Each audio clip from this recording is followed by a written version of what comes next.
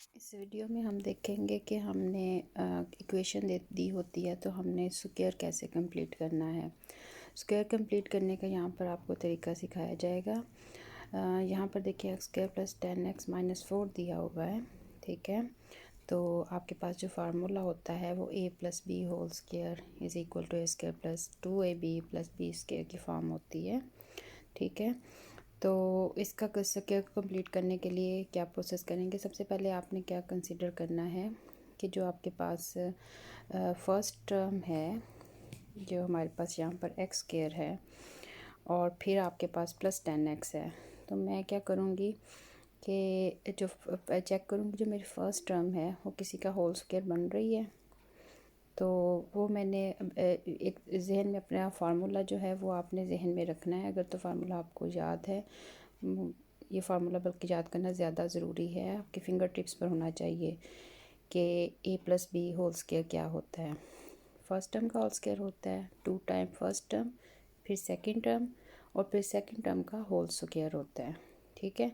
अब first term कोई भी हो सकती है, सेकंड टर्म कुछ भी हो सकती है। इस केस में मेरे पास a भी है तो मैंने यहाँ पर फर्स्ट टर्म का स्क्वायर लिखा प्लस सेकंड टर्म जो है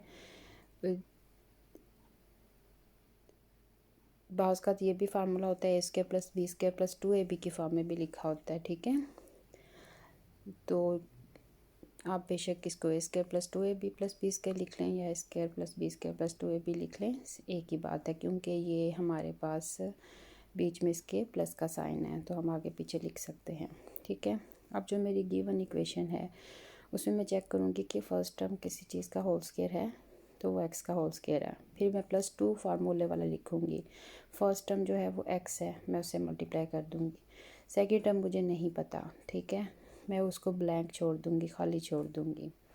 प्लस मैं सेकंड टर्म का ही होल स्क्वायर लूँगी क्योंकि फार्मूला कहता है कि सेकंड टर्म का भी होल स्क्वायर लेना है, ठीक है। तो वो भी मैं नेक्स्ट जो है ब्लैंक छोड़ दूँगी, जो सेकंड टर्म है उसका होल स्क्वायर। -4 जो ऊपर हमारे पास देखें जो हमें गिवन इक्वेशन है उसको मैंने ऐसे लिख दिया, ठीक है। और जो मैंने चीज़ ऐड की है ना एक्स्ट्रा, उसी को मुझे सब्ट्रैक्ट करना पड़ेगा, यानी कि माइनस करना पड़ेगा। क्यों? क्योंकि ये इक्वालिटी को बरकरार रखने के लिए होता है कि जो चीज़ ऐड की जाए वही चीज़ सब्ट्रैक्ट की जाए, यानी कि जो चीज़ आप जमा कर रहे हैं वही चीज़ आपने माइनस कर देनी है ताकि आपकी जो इक्वेशन है ना उसकी इक्वालिटी वो बरकरार रहे, ठीक है। तो वो भी चीज़ मैंने ब्लैंक छोड़ दी, उसका होल स्क्वायर। अब कैसे पता चलेगा कि सेकंड टर्म कौन सी है? देखें, ये एक्स का होल स्क्वायर है, ठीक है, ये तो ठीक हो गया। +2 फार्मूले का एक्स फर्स्ट टर्म है। अब सेकंड टर्म मुझे इधर से पता चलेगा 10x से।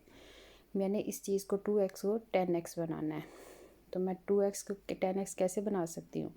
2x को मैं मल्टीप्लाई करूँगी 5 के साथ तो ये 10x बनेगा ना, ठीक है।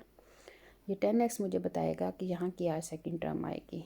10x की मदद से मुझे सेकंड टर्म पता चलेगी।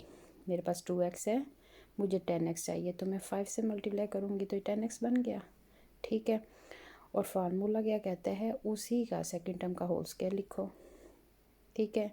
और बाद में मैंने आपसे कहा जो चीज़ मैं यहाँ ऐड कर रही हूँ उसी को मैंने सब्ट्रैक्ट भी करना है, तो वो -5 होल स्क्वायर आ गया। क्लियर होगी बात? अब ये पहली जो 3 टर्म्स है ना ये मिलाती हैं तो ये हमारे पास a प्लस बी का होल स्क्वायर का फार्मूला देखिए बनता है first term whole square plus 2 time second term first term plus second term whole square. बाकी जो कांस्टेंट एक साइड पर हैं उनको मैं साथ साथ सिंप्लीफाई कर दूंगी। और जो फर्स्ट 3 टर्म्स है ना वो मेरे पास x + 5 का होल स्क्वायर है, ठीक है। ये वाली वो वाले हम जो सेपरेट हैं उनको अलहदा ही -5 का होल स्क्वायर जो है वो 25 लिख देंगे, वो अलहदा कर लेंगे हम सिंप्लीफाई। ये जो चीज़ है ये आपके पास x + 5 का होल स्क्वायर है, ये फर्स्ट 3 टर्म्स जो हैं, ठीक है। तो ये मैं अगले स्टेप में इन फर्स्ट 3 टर्म्स को, ये देखिए आपके पास a + b होल स्क्वायर का फार्मूला बन रहा है, square plus 2 time a b + b whole square, ठीक है। इस केस में a x है और b जो है वो 5 है, तो x + 5 का होल स्क्वायर आ गया। इनको अलहदा से मैं सिंप्लीफाई कर दूँगी, ये मुझे -29 दे रहा है, ठीक है। -29 को उठा के उधर ले जाऊँगी तो ये 29 आ जाएगा। फिर आपके पास ये स्क्वायर है, दोनों साइड पर स्क्वायर रूट लूँगी क्योंकि स्क्वायर को ख़त्म करने के लिए स्क्वायर रूट लेना पड़ता है दोनों साइड पर, वो मैंने लिया। स्क्वायर और स्क्वायर रूट कैंसिल हो गया, यहाँ x+5 आ गया। इधर इसको सोल्व किया तो ये 5.385, लेकिन प्लस माइनस साइन के साथ आएगा, ठीक है। वो प्लस माइनस साइन के साथ लिखा तो इसका मतलब 2 दफ़ा वैल्यू आएगी, एक दफ़ा प्लस के साथ, एक दफ़ा माइनस के साथ। तो +5 जो है जब उधर जाएगा वो -5 हो जाएगा। एक दफ़ा +5 के साथ -5 कर लें और एक दफ़ा -5.38 के साथ -5 कर लें, तो आपके पास x की 2 वैल्यूज़ आ जाएंगी, 2 वैल्यूज़ आ जाएंगे, ठीक है। तो ये इस तरीके से आपके पास क्वेश्चन आ जाता है। यहाँ पर आप राउंड ऑफ कर सकते हैं, यानी कि अगर तो ये थर्ड नंबर जो है वो 5 या 5 से लेस है तो 38 ऐसे ही रहेगा।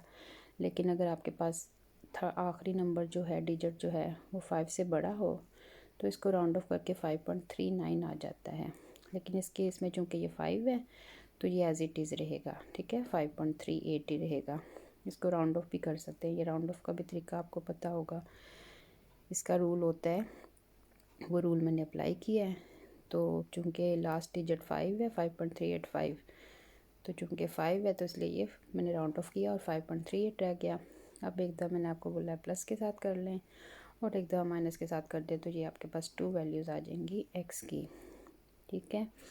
तो ये तरीक़ेकार है जब वो आपको कहता है कंप्लीटिंग द स्क्वायर करो और इसका सलूशन निकालो, bye completing the square find the solution. अगर तो उसने ये लिख दिया है कि बाय कंप्लीटिंग द स्क्वायर और फिर इसका सलूशन निकालो, तो यही तरीका आपको करना पड़ेगा जो कि कंप्लीट स्क्वायर का मेथड है, ठीक है।